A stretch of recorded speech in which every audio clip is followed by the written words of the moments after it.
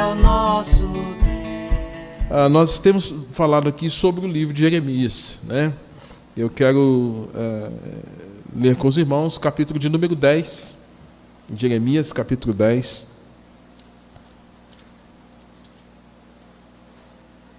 Jeremias capítulo 10. Hoje cedo nós falamos sobre o capítulo 9, verso 23 e verso 24, fazendo uma exposição do contexto anterior. E agora nós vamos ler o capítulo de número 10, praticamente todo o capítulo. Bom, então, eu vou ler o texto e à medida que eu pedir que a igreja leia alguns versos comigo, a igreja leia o verso comigo, tá bom? Então, do verso 1 ao verso de número 25, é uma leitura longa, mas alguns versos eu vou pedir que a igreja esteja lendo comigo, tá bom? Ouvi a palavra que o Senhor vos fala a vós outros, ó casa de Israel. Assim diz o Senhor, não aprendais o caminho dos gentios, nem vos espanteis com os sinais dos céus, porque com eles os gentios se atemorizam. 3 comigo? Porque os costumes dos povos são vaidade, pois cortam no bosque o madeiro, obra das mãos do artífice, com machado. Com prata e ouro o enfeitam com pregos e martelos, o fixam para que não oscile. Os ídolos são como um espantalho em pepinal, e não podem falar. Necessitam de quem os leve, porquanto não podem andar. Não tenhais receio deles, pois não podem fazer mal, e não está neles o fazer o bem. Comigo, ninguém há semelhante a ti, ó Senhor. Tu és grande, e grande é o poder do teu nome. 7 também. Quem não temeria a ti, ó Rei das nações? Por isso é a ti devido, porquanto entre todos os sábios das nações, em todo o seu tempo, ninguém é semelhante a ti. Mas eles todos se tornaram estúpidos e loucos, e seu ensino é vão, morto, como um pedaço de madeira.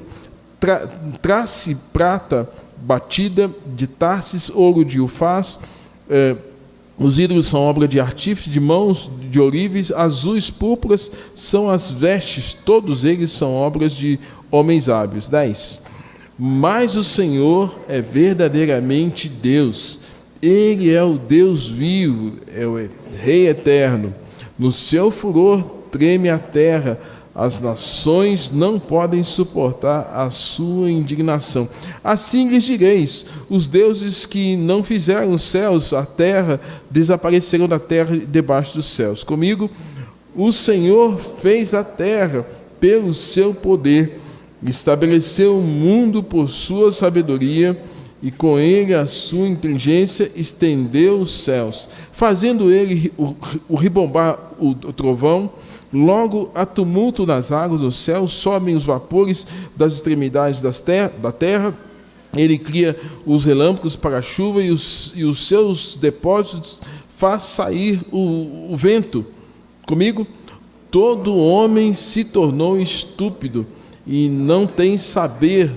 Todo ourives é envergonhado pela imagem que nele mesmo esculpiu, pois as suas imagens são mentira, e nelas não há fôlego. Vaidades são obra ridícula, do tempo do seu castigo virão a perecer. Comigo, não é semelhante a estas, aquele que é a porção de Jacó, porque ele é o Criador de todas as coisas. Israel é a tribo da sua herança, o Senhor dos exércitos é o seu nome. Tira do chão a tua trouxa, ó filha de Sião, que moras em lugar sitiado, porque assim diz o Senhor: eis que desta vez arrojarei para fora os moradores da terra, e os angustiarei para que venham a senti-lo. Ai de mim, por causa da minha ruína, é muito grave a minha ferida. Então eu disse com efeito: é isto o meu sofrimento, e tenho de suportá-lo. A minha tenda foi destruída, todas as cordas se romperam, os meus filhos se foram e já não existem ninguém, não há ninguém que levante a tenda e lhe erga as lonas.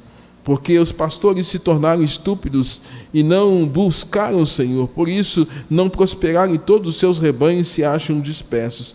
Eis aí um rumor, eis um grande tumulto da terra do norte, para fazer as cidades de Judá uma assolação, morada de chacais. Comigo, eu sei, ó Senhor, que não cabe ao homem determinar o seu caminho, nem o que caminha a dirigir os seus passos. Castiga-me, ó Senhor, mas em justa medida, não na tua ira, para que não me reduzas a nada.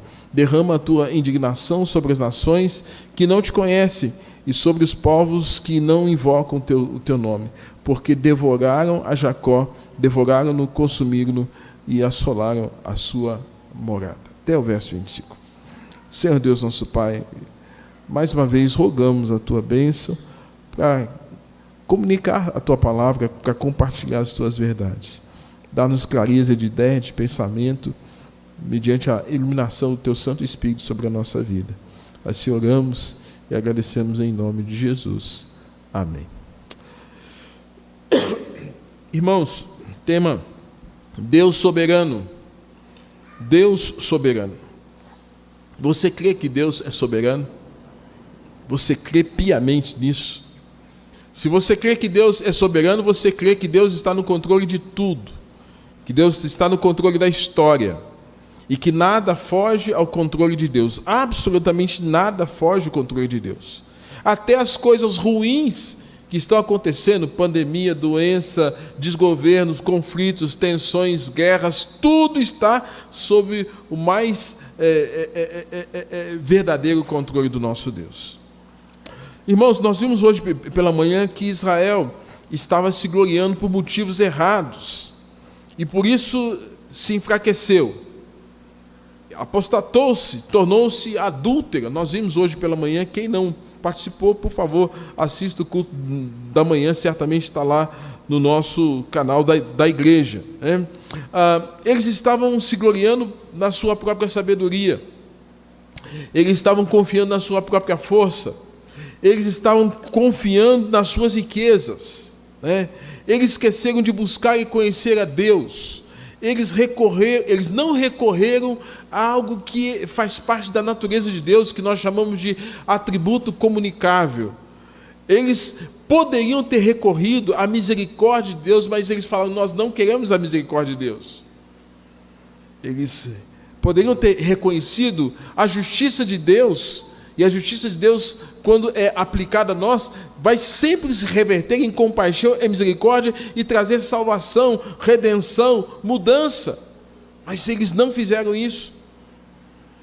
E eles esqueceram que é disso que Deus se agrada. Irmãos, Deus se agrada em manifestar misericórdia. Deus se agrada em manifestar amor, compaixão. Deus se agrada em cuidar e, na sua providência, manifestar o seu amor fraterno, o seu amor ágape sobre cada um dos seus filhos. Mas Israel, aquela que foi chamada para ser a noiva, aquela que foi chamada para estar ligada em comunhão com o Senhor, Israel não estava desejando esse vínculo o qual a Bíblia nos apresenta. O capítulo 10, irmãos, ele continua, portanto, sendo uma mensagem de Deus para mostrar a fragilidade de Israel e o quanto Deus é soberano sobre tudo e sobre todos. Capítulo 10 vai pontuar essas fragilidades de Israel, que revelam o quanto viviam para si mesmos, o quanto revela um estado que nós chamamos, na nossa teologia, de estado de depravação total, que é o primeiro ponto do calvinismo. Total depravação. E essa depravação, a gente sempre pensa na palavra depravação associada a sexo, a impureza sexual, moral. Mas não, depravação, irmãos, é tudo aquilo que nós fazemos contrário à vontade de Deus. E nesse estado de depravação, o homem está cego, está surdo, está mudo espiritualmente, onde ele está, tal qual Paulo fala em Efésios capítulo de número 2, está morto. É por isso que nós não buscamos a Deus por nosso próprio esforço. Nós não temos como recorrer a Deus segundo a nossa própria força. E aí nós precisamos da misericórdia de Deus, nós precisamos da compaixão do Senhor, nós precisamos dessa justiça de Deus, que para nós hoje é muito clara, aplicada em Cristo Jesus. No Velho Testamento isso era uma promessa, mas para nós hoje é muito clara. Jesus Cristo veio, morreu na cruz por nossos pecados, nós entendemos isso. A história foi dividida por conta da vida de Jesus, da sua morte, da sua ressurreição e do derramamento do seu Espírito. Mas lá atrás eles não tinham esse entendimento. Lá atrás eles tinham sacrifícios imperfeitos, tal qual o livro de Hebreus vai nos detalhar. Lá atrás eles tinham a promessa, mas eles deveriam crer nessa promessa. Hoje nós temos que aguardar a segunda vinda, que é uma promessa. Então, se eles lá atrás estavam aguardando a vinda de Jesus, para que Jesus, na plenitude dos tempos, cumprisse o plano de Deus, e tal qual Paulo fala que Jesus Cristo haveria de ser a justiça de Deus para todo aquele que nele crê, ou seja, em Cristo seria aplicada a justiça de Deus. Nós hoje estamos olhando para frente, e olhar para frente significa olhar para a segunda vinda de Jesus, onde haverá a consumação, mas antes da consumação haverá juízo, haverá acerto de contas. Nesse caso, irmãos, Deus se agrada, como Deus se agradou lá atrás em manifestar misericórdia, Deus hoje se agrada em manifestar misericórdia, compaixão sobre a nossa geração, sobre esse tempo.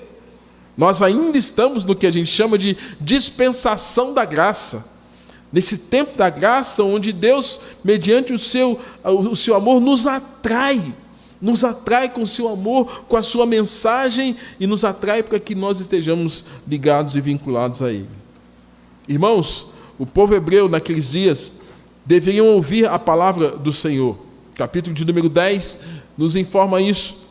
Eles deveriam ouvir, diz assim: ouvi a palavra que o Senhor vos fala, a vós outros, ó casa de Israel. Eles deveriam ouvir.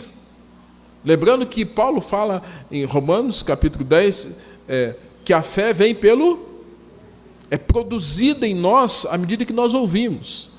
Então, meu querido, se você não escuta a palavra, se não lê a palavra, e só fica na caixinha de promessa, misericórdia, a sua vida espiritual vai estar muito reduzida. Porque a fé vem pelo ouvir a palavra pregada, a exposição das verdades eternas. E é nesse sentido, irmãos, que Deus está chamando a atenção. Vocês se lembram que hoje pela manhã nós falamos que Deus chamou Jeremias e disse: olha, esteja à porta da casa de Deus e anuncia e proclama a esse povo essas verdades. E agora Deus está falando para a nação, ouça, escute, preste atenção. Eles deveriam rejeitar o estilo de vida, o modo de vida de viver dos gentios. Você pode conferir comigo na sua Bíblia, quando ele fala assim: assim diz o Senhor, não aprendais o caminho de quem? Dos gentios, né? Nem vos espanteis com os sinais dos céus, porque com eles os gentios se atemorizam. O que está acontecendo aqui, irmãos? Eles não deveriam aceitar o modo de vida de um gentio. O que era um gentio no contexto do Velho Testamento? Gentio no Velho Testamento era todo o povo que não estava ligado à aliança com Deus. O povo da aliança era o povo hebreu. O povo da aliança era esse povo que Deus chamou por meio de Abraão, de Isaac, de Jacó, as 12 tribos, formando aquela nação, aquele povo, e separando do pecado. Esse era o povo da aliança, e eles deveriam manter essa aliança com Deus. Contudo, irmãos, nos dias de Jeremias, essa aliança estava sendo quebrada não por Deus, mas pelo povo. E de alguma forma, Deus estava chamando atenção, porque eles estavam ficando encantados com o modo de viver das nações que não faziam parte da aliança. Eles estavam encantados com o Egito, eles estavam encantados com os amorreus, com os filisteus, com essas nações pagãs, e estavam sendo seduzidos a viver como eles. Deus disse: não. Eles deveriam se espantar, irmãos, com essa questão. Mas o povo hebreu que recebeu essa aliança diz o texto também, que eles estavam espantados com os sinais dos céus. Hoje cedo eu fiz uma comparação que uma das deusas do contexto do Velho Testamento era Astarote ou Azerá, que para nós hoje aqui, se a gente pensar, né, no contexto de Brasil, no final do ano, quando as pessoas vão para o mar e oferecem as suas oferendas a quem? Iemanjá. No contexto do Velho Testamento, eles ofereciam oferendas à Rainha dos Céus. Rainha dos Céus, que era essa deusa Azerá. E o que estava acontecendo? O povo hebreu estava, ao invés de cultuar a Deus, estava cultuando a Azerá. É como se hoje um crente, um presbiteriano, alguém que se diz cristão, fala, não, eu vou lá no mar oferecer oferenda para Iemanjá. Gente, o que é isso? Que absurdo! Apostasia, idolatria, paganismo. Eles estavam encantados com as nações pagãs, estavam assumindo os costumes. Amados, costumes são os mais diversos possíveis, e muitos costumes não são cristãos. Muitos costumes não são aprovados por Deus. E eles estavam assimilando esses costumes. E nós, nos dias de hoje, temos que sempre fazer uma leitura se nós estamos hoje atrelando alguns costumes que não são aprovados, que não são abençoados por Deus, que não são aprovados pelo Senhor, e assimilando nos nossos dias esses mesmos costumes. E, amados, enquanto isso, o que estava acontecendo? Eles estavam impressionados com os sinais dos céus. Né? O que é isso? Naquele contexto, irmãos, o conhecimento que se tem hoje de astronomia não era tão evidente como hoje se tem, né? Você pode aí baixar um aplicativo no seu celular e você vai saber o que a NASA já descobriu sobre os planetas, e me parece que nesses dias mais uma nave foi lançada para Marte, e agora estão conseguindo identificar algumas coisas de Marte. E segundo o que eu vi, leva 11 minutos para a mensagem sair daqui da Terra, chegar lá, e 11 minutos para ela voltar. Mas consegue, algo surpreendente. Astronomia, estudo. A astronomia, ela se ocupa com essa questão física, a química, os corpos celestes, o Sol, Marte, Júpiter, Plutão, as galáxias, está preocupado com isso. Mas naquele tempo, as pessoas olhavam para o céu e ficavam impressionadas com o fato de que havia os astrólogos, a astrologia. E a astrologia é uma pseudociência que defende que os astros interferem na vida humana, que os astros interferem aqui na Terra. Eu quero crer que ninguém do Vale, que nenhum dos membros da igreja já tenha pega uma revista para ler o seu signo. Eu sou de setembro. Aí, segundo setembro, é virgem. Quem é de maio, é touro. Irmãos, o que estava acontecendo? O povo hebreu, que recebeu a lei, que recebeu o culto, que recebeu as orientações para servir a Deus, abandonou isso tudo. E o que eles estavam buscando para direcionar a vida deles? Buscando a astrologia. Cultuando a rainha dos céus.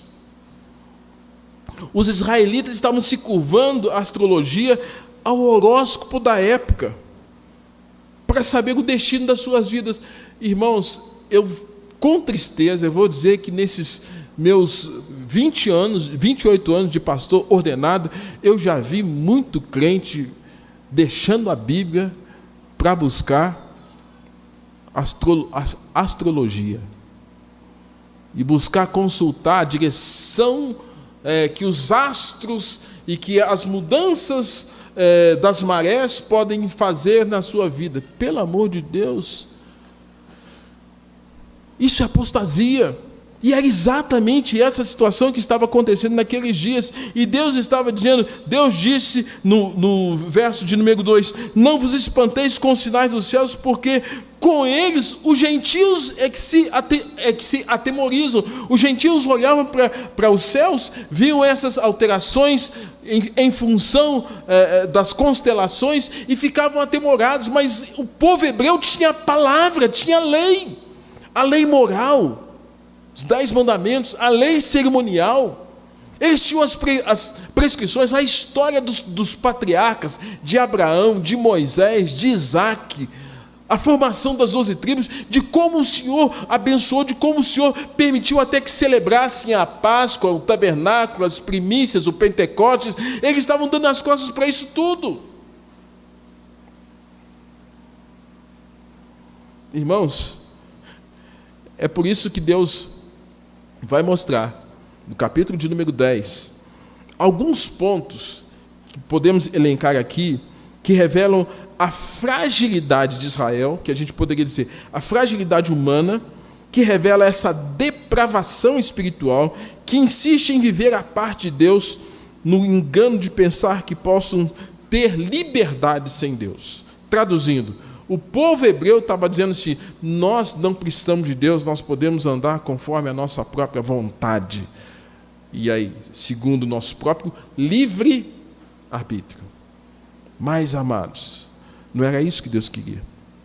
Então Deus, como disse hoje cedo, Deus é muito franco. Deus não tem variação de mudanças. Com Ele é sim, sim? Não, não. Deus não fica passando pano.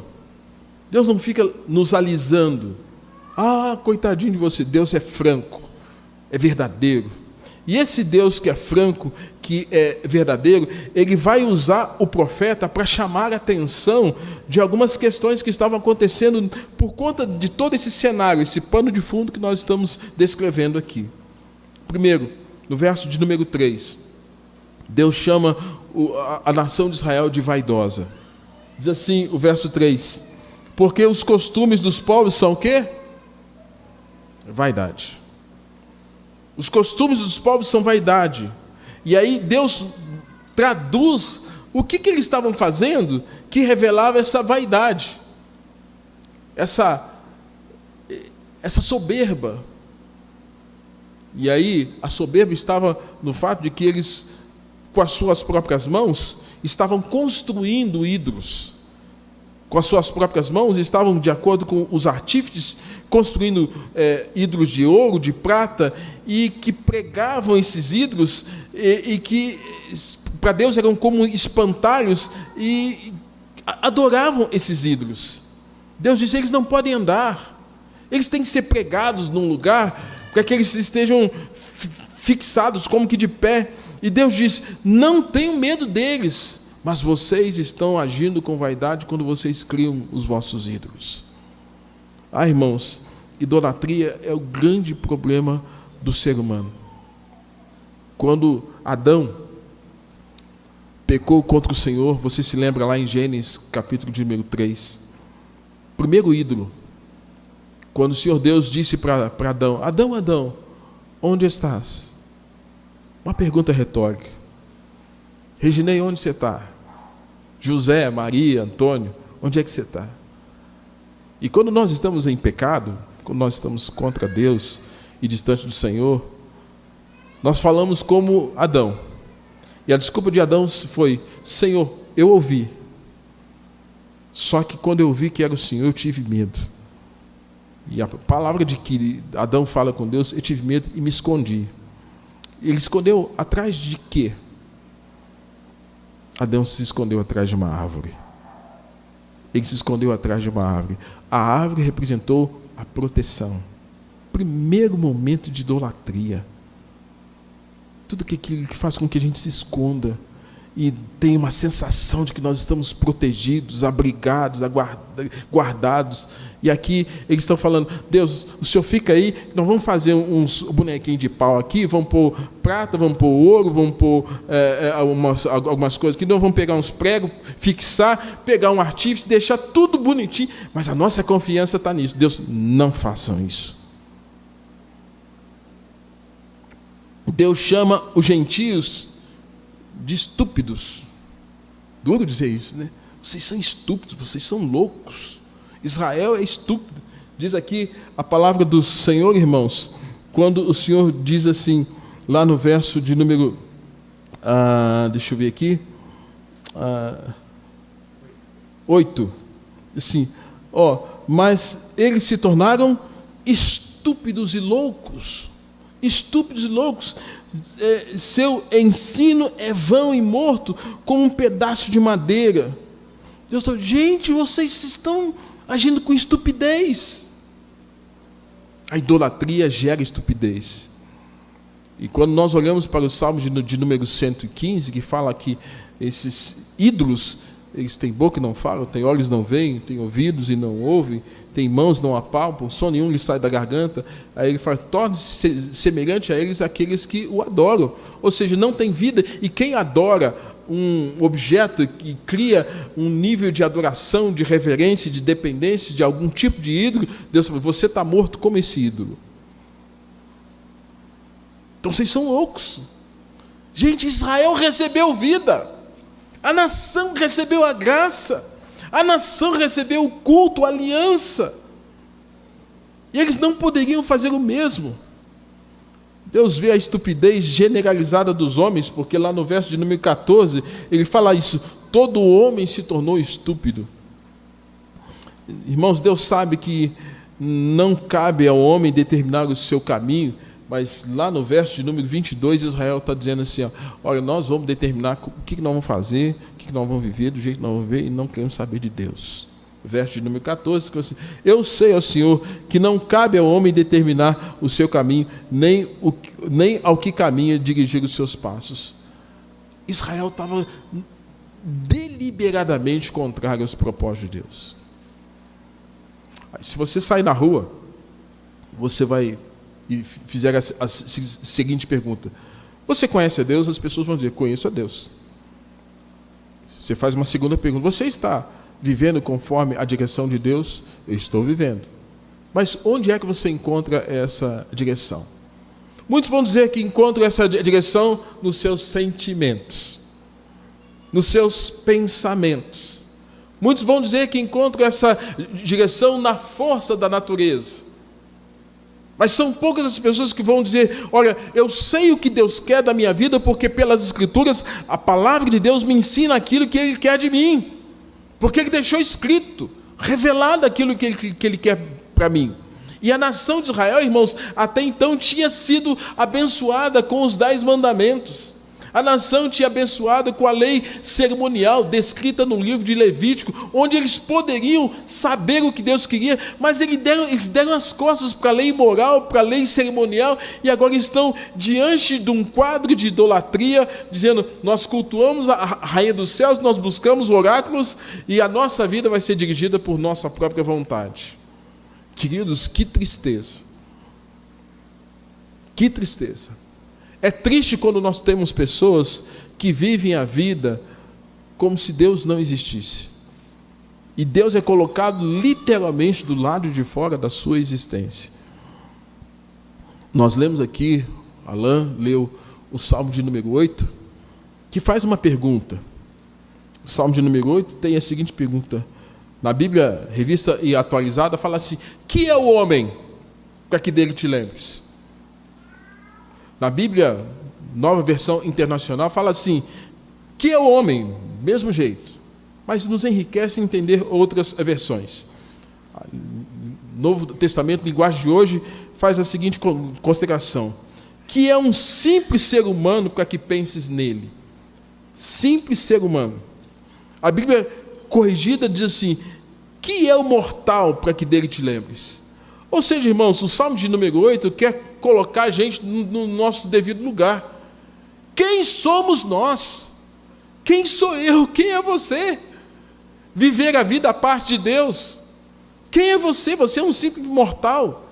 Foi Deus que te deu o fôlego de vida. Nós estamos aí diante dessa pandemia de um vírus que ninguém conhece direito, que de repente pode vir e consumir. Queridos, nossa vida, Salmos de número 90, sopro, folha, passa rapidamente, nós não temos a noção. Então a nossa vida é muito frágil. E aí a nação de Israel, como muitos nos dias de hoje, estão tentando viver uma vida colocando Deus do lado de fora. Todos nós, irmãos, gostamos de sair bem naquela foto, não é verdade?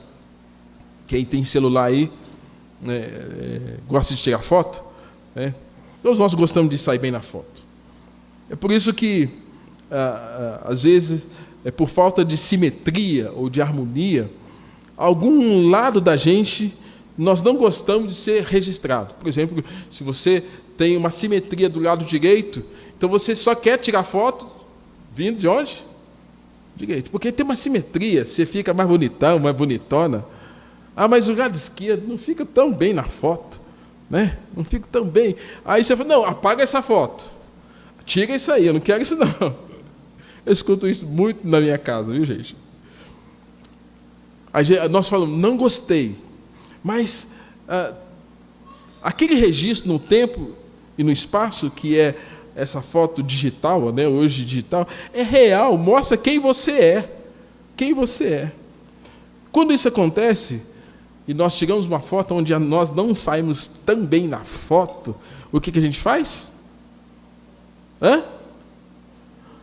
Deleta, exclui, apaga, cancela. Nós não gostamos disso. Porque aquela foto revelou alguma imperfeição física, estética, do lado de fora. Irmãos, Paulo, ele é um fotógrafo de Deus, me permitam usar essa expressão. Ele é um fotógrafo de Deus que vai revelar não a nossa imagem física, mas que vai revelar o que está por dentro de cada um de nós, e que é por isso que nós não temos como esconder o que está por dentro de nós. O que nós podemos esconder dos homens, a gente sempre tenta maquiar, mas que nós não podemos esconder de Deus. A nação de Israel estava vivendo exatamente essa questão. Ela estava achando que ela podia sair bem na foto, escondendo de Deus algumas coisas, mas Deus disse, vocês não podem esconder porque eu estou vendo tudo. E é por isso que, no contexto da palavra de hoje cedo, nós vimos que Deus está chamando a atenção dos sacerdotes, dos profetas e dos pastores, porque eles estavam curando superficialmente a ferida do povo de Deus. Aí depois estão dizendo, não há médico em Gileade, não há remédio. Tinha médico, era Deus, tinha remédio, era Deus, mas eles não queriam curar as imperfeições deles. E voltando aqui, irmãos, Paulo é muito claro quando ele é esse fotógrafo que vai revelar, de fato, em palavras, aquilo que nós somos por dentro. E o texto que foi lido também no nosso culto aqui, em Romanos capítulo 3, vai mostrar exatamente essa fotografia por dentro de cada um de nós. Fotografia sua e minha. Fotografia da nação de Israel. Fotografia do homem mais famoso, do homem mais culto, da mulher mais bonita, da criança mais linda. Fotografia do homem, da nossa humanidade. Aí Paulo vai dizer em Romanos capítulo 3, olha, nessa fotografia não há justo nem sequer um. Todas as pessoas são injustas. Não há quem entenda as coisas de Deus, não há quem entenda de fato quem é Deus. Não há quem busque a Deus de maneira sincera e pura. Todos saíram do caminho. E a partir de Adão, todos nós saímos do caminho, tornando-nos inúteis. Você se lembra que o Senhor está falando que a nação de Israel estava vivendo um tempo de idolatria, se tornando inútil, tal qual os ídolos. Paulo está dizendo, todos nós nos tornamos inúteis.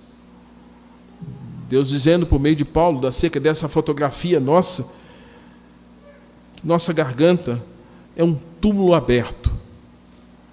Não sei você se já esteve perto de algum túmulo, e esse túmulo que foi depositado um corpo, agora está exalando algum cheiro ruim.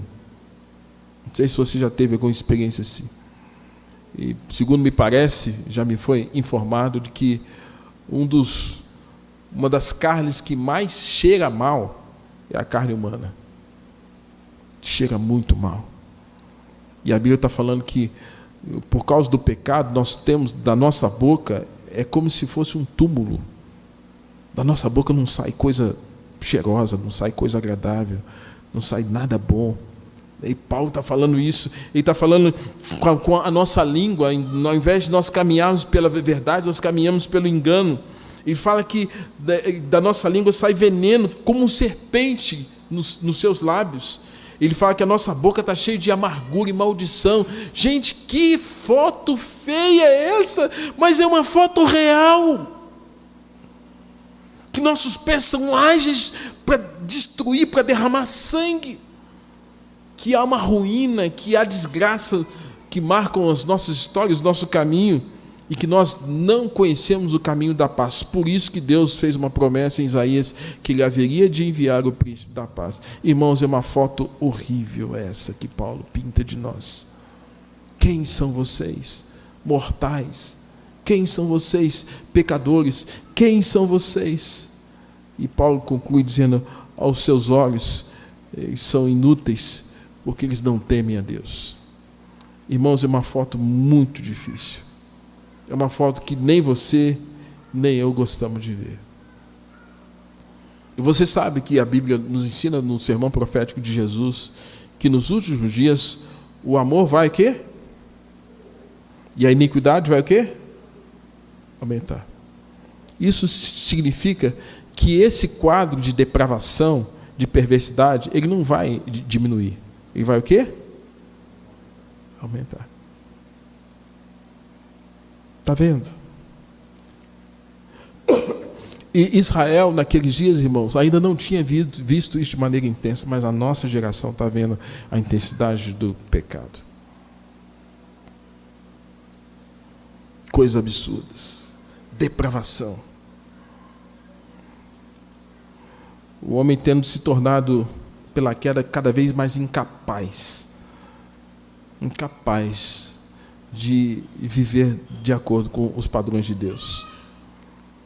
Nesse sentido, irmãos, que Deus mandou Jesus, para que Jesus pudesse fazer agora uma aliança com Ele mesmo, Deus, porque esse homem quebrou de maneira tão perversa essa aliança que não tinha conserto. E o único conserto é Deus fazer uma aliança com Jesus, seu Filho. Nós, a presbiteriana, nós cremos muito, irmãos. Nós temos que ter uma convicção muito profunda acerca da doutrina da depravação total, dessa inclinação nossa ao pecado, desse nosso desejo de pecar, porque ao mesmo tempo nós vamos entender a mensagem que o Senhor nos fala da graça de Deus manifestada em Cristo, que nos atrai, que nos recebe. E essa graça encarnada em Cristo é o remédio para a nossa alma, é o remédio para a nossa ética, é o remédio para os nossos caminhos, é o remédio para a nossa esperança de vida. Lá atrás, no Velho Testamento, como Cristo ainda era uma promessa, mas Deus se fez presente e se revelou de maneira intensa à nação, apesar de toda aquela circunstância de rebeldia. E aí a gente vê agora uma contraposição, porque Deus está mostrando quem é o homem, quem é Israel, e agora Deus está dizendo, quem sou eu? Quem sou eu? Primeiro, verso 6, há uma declaração tremenda. Deus é um Deus soberano, como um grande e inigualável Deus. O verso 6 diz, ninguém há semelhante a ti, ó Senhor. Tu és grande, e grande é o teu poder. Não há ninguém semelhante ao nosso Deus. Irmão, você tem que crer nisso. Você tem que confiar nisso. Você tem que depositar a sua confiança nisso. Ninguém há semelhante a ti.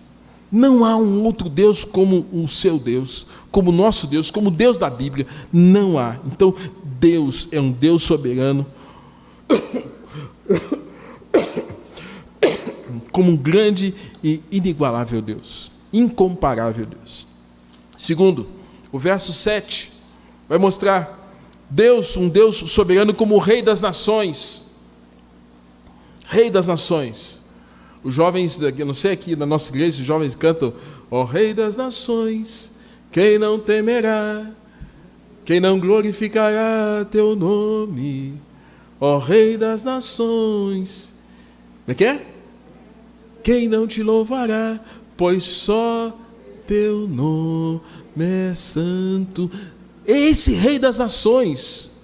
Então, irmãos, lá em Filipenses nós temos a declaração de Paulo que toda boca há de confessar, que todo joelho há de se dobrar, de que Jesus é Senhor, para a glória de Deus Pai. O Salmo diz: os reis da terra se prostrarão. Hoje muitos reis da terra não se prostram. Eles, muito pelo contrário, querem que o Evangelho se prostre a eles. Mas a Bíblia nos mostra, irmãos, que nosso Deus é um Deus soberano, Rei das nações.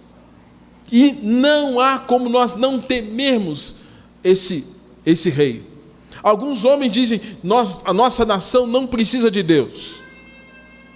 Tomara que nosso país continue dizendo: nosso país precisa de Deus. A nossa nação precisa de Deus. O nosso estado precisa de Deus. As nossas cidades precisam de Deus. Nossas famílias precisam de Deus. O indivíduo, o jovem, a criança, o adolescente precisa de Deus. Quem não temerá o teu nome? Deus é um Deus soberano, o Rei das nações. É por isso que a Ele é devido toda honra, glória, poder e louvor. Porque ninguém é semelhante ao Deus que você passou a entender e a conhecer. E esse Deus se revelou a você. Então glorifique, exalte o nome desse Deus, porque você sabe quem é o Deus verdadeiro. E com isso você não vai se curvar diante de nenhum outro falso Deus, e nem aqueles os quais nós criamos de maneira muito sutil. Você não vai se curvar, porque você sabe quem é Deus. Terceiro, Deus é um Deus soberano, como um Deus verdadeiro. A declaração do verso 10 diz assim: mas o Senhor é verdadeiramente Deus, Ele é o Deus vivo e o Rei eterno. 3 referências acerca de Deus. Primeiro, Ele é verdadeiro, seu Deus não é um Deus falso. O Deus que você conhece na Bíblia, o Deus que se revelou por meio de Jesus, que deixou do seu Espírito, que nos deixou a palavra revelada, Ele é verdadeiro. Segundo, Ele é um Deus vivo. Seu Deus não está morto. Nós não o vemos. Mas, amados, que ação tremenda Jesus fez ali na cruz. Você já pensou na possibilidade de Jesus não ter ressuscitado? Você já pensou nessa questão? Porque Paulo fala: se Cristo não ressuscitou, vã fé, vã esperança. Sabemos que Ele morreu, mas sabemos que Ele ressuscitou. Mas quando Jesus estava entre os seus discípulos, Ele fez uma promessa grandiosa para mim e para você, e que às vezes nós esquecemos dessa promessa. E Jesus fala assim: olha, quando eu for, vou preparar-vos um lugar. Eu não vos deixarei órfãos. Enviarei o Consolador. E esse Consolador haverá de convencê-los do pecado, da justiça e do juízo. Amados, que promessa grandiosa. Porque depois de 3 dias da sua morte, Jesus ressuscita de entre os mortos. Depois de 50 dias da sua ressurreição, cumpre-se a promessa no dia de Pentecostes. Agora, a natureza de Deus é compartilhada conosco. Jesus está nos céus, mas Ele derrama, Ele envia, Ele dispensa, Ele distribui, ali a partir do dia de Pentecostes, o Espírito Santo. E esse Espírito Santo é a natureza de Deus compartilhada conosco, de maneira tal que onde o nome de Deus for invocado, esse Espírito vai estar lá. O Espírito de Deus vai estar lá. O Espírito de Cristo vai estar lá, o poder da palavra vai estar lá. E esse Deus presente na vida de cada um de nós havia feito uma promessa por meio de Jesus: eis que estou convosco todos os dias, até a consumação dos séculos. Isso significa, irmãos, que você tem o Espírito Santo na sua vida.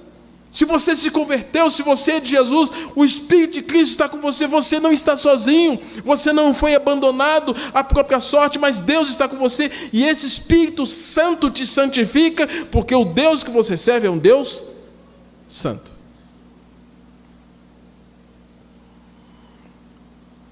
O próprio Deus está dizendo: eu sou um Deus verdadeiro. Eu não sou um Deus morto, eu sou um Deus vivo. E o próprio Deus dizendo: eu sou um Deus eterno. Eu sou um Deus eterno, eu não tenho início, não tenho fim. E a apresentação de Jesus, que Ele é o alfa, o ômega, o princípio e o fim. Deus é um Deus soberano, criador. Como criador, irmãos, as Escrituras nos ensinam que o Senhor nos fez.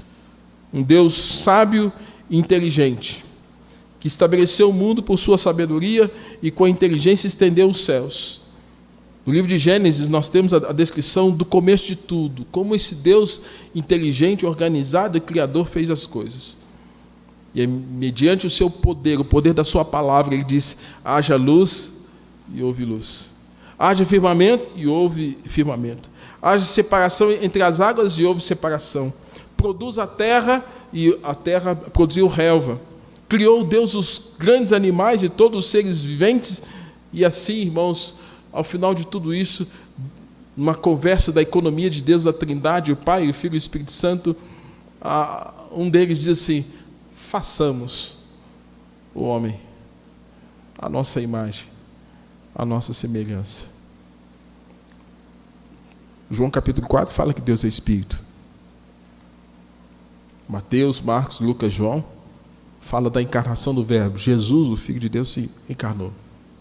50 dias depois da ressurreição, o Espírito Santo foi dado. A economia de Deus lá atrás falando: vamos fazer alguém fisicamente, pó da terra, do barro, frágil, mas na economia de Deus, segundo as Escrituras, em Gênesis, depois desse ser criado, Deus sopra o fôlego de vida, da vida, e juntamente com essa vida, compartilha com Ele, com esse ruá, o sopro de Deus. Ruá é Deus soprou. E nesse sopro, Deus dotou de inteligência, de capacidade, de discernimento, de sabedoria, de criatividade, de tudo aquilo que era possível compartilhar. Mas enquanto isso, esse homem era criatura de Deus. No sopro, o DNA de Deus estava junto. As características de Deus estavam ali, feito do pó da terra, barro e água, ajuntados. Mas no sopro, Deus compartilhou a sua natureza conosco. Um Deus soberano, um Deus criador, um Deus inteligente. É por isso, irmãos, que não é possível a criatura viver a parte do Criador. Não é possível. E reforçando, irmãos, a nossa compreensão doutrinária, segundo a Confissão de Fé de Westminster, nesse Deus que se revela, descrito na Confissão de Fé de Westminster, que há um só Deus vivo e verdadeiro, qual é infinito em seu ser e perfeições, que Ele é um Espírito puríssimo, invisível, sem corpo, membros ou paixões, é imutável, imenso, eterno, incompreensível, onipotente, onisciente, santíssimo, completamente livre e absoluto, fazendo tudo para a sua glória e segundo o conselho da sua própria vontade, que é reta e imutável. E diz ainda a nossa Confissão de Fé de Westminster: esse Deus é cheio de amor, é gracioso, é misericordioso, é longânimo, muito bondoso, verdadeiro, remunerador dos que o buscam, contudo, justíssimo, terrível em seus juízos, pois odeia todo o pecado, de modo algum terá por inocente o culpado. Esse Deus, desprezado pela nação de Israel, Deus tem em si mesmo, de si mesmo, todavia, a glória, a bondade e bem-aventurança. Esse Deus, segundo a nossa confissão de fé, Ele é o todo suficiente em si e para si, pois não precisa das criaturas que trouxe à existência. E Jesus é muito claro quando diz: olha, sem mim nada podeis fazer, porque nós fomos criados para essa conexão, para essa comunhão com Ele.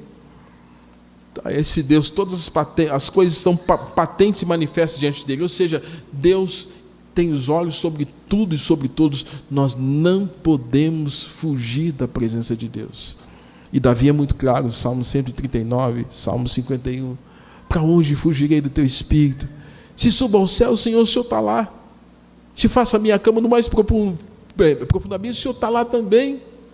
Se suba as asas da alvorada, o Senhor está lá também. Para onde eu vou fugir do Senhor? Não tem como fugir de Deus. Você e eu não temos. E a nação não tinha como fugir de Deus. Irmãos, é esse Deus. Eu quero concluir. A minha esposa está aqui, ela que conta essa história. Ela refrescou a minha mente sobre uma história que eu quero usar aqui agora para a gente concluir. Conta-se que certa vez,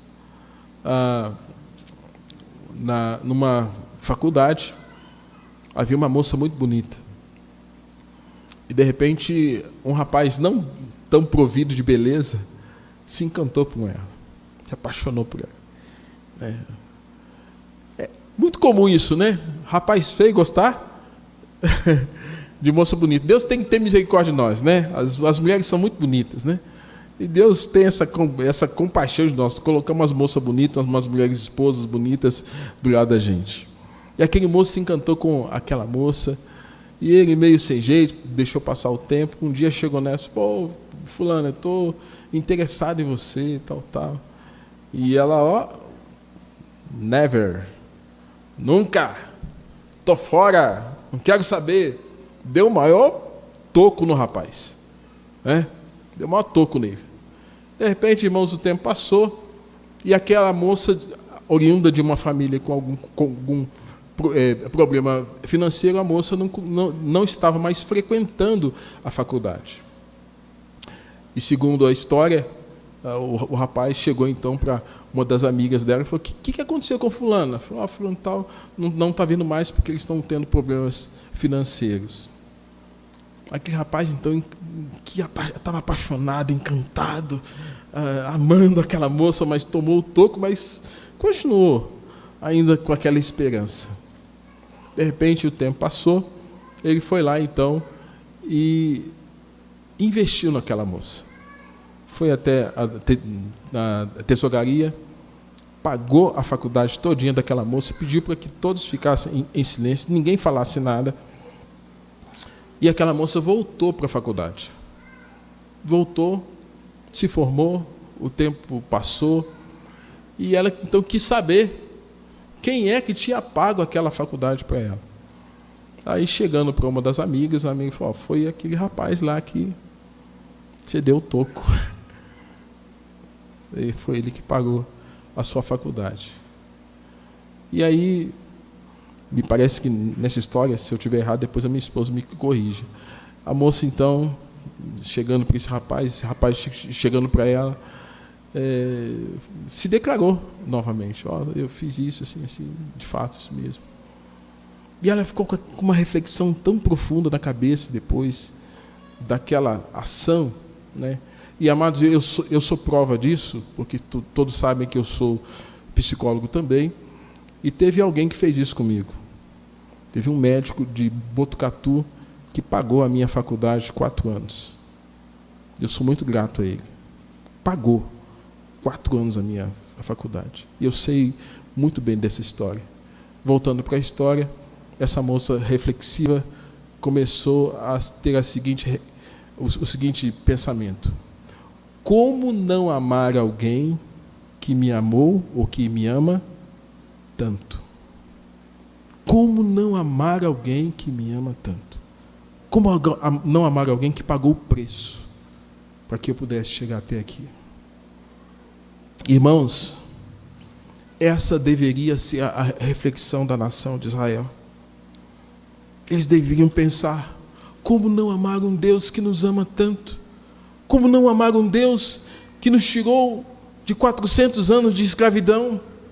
Como não amar o Deus que mandou um líder, Moisés, com todas as limitações, e confrontar Faraó? Como não amar um Deus que nos tirou depois de 10 pragas e nos fez caminhar pelo mar protegidos? Como não amar um Deus que mandou a carne quando a gente precisou, a água quando a gente precisou, a roupa não se desgastou, a sandália não se desgastou. Como não amar um Deus que quando estava forte o sol, vinha nuvem, quando estava escuro, tinha a coluna de fogo? Como não amar um Deus que nos deu, por meio de Moisés, uma palavra revelada, a lei moral, a lei cerimonial? Como não amar um Deus que nos permitiu agora comer as ervas amargas, o pão sem fermento, nos lembrando dos dias difíceis, mas da nossa santificação, e celebrarmos a Páscoa? Como não amar um Deus que nos permite ter celebrações e festas que nos lembram a provisão, o tabernáculo, primícias? Como não amar um Deus assim? Irmãos, Israel deveria ter essa reflexão.